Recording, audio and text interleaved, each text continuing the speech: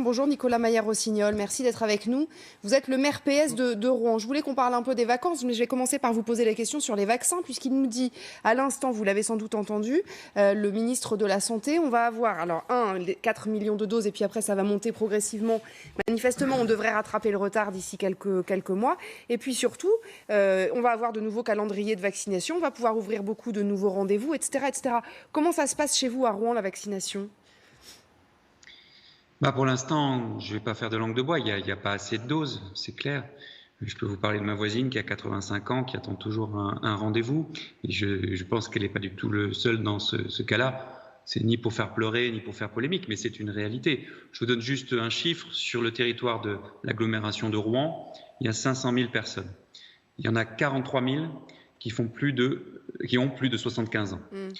Aujourd'hui, sur les centres de vaccination du CHU de Rouen, on fait à peu près 300 vaccinations en 15 jours, en fait 10 jours ouvrés, c'est-à-dire 30 par jour.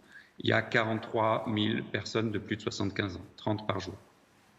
Et donc pour la suite, puisqu'on nous dit que sur ce site Open Data, on pourra avoir rendez-vous et tout sera absolument clair et on aura 4 semaines de visibilité à partir de ce soir, si j'ai bien compris ce que disait Olivier Véran. Là-dessus, vous avez des informations. On vous a dit la semaine prochaine, vous pourrez rouvrir des dizaines de rendez-vous ?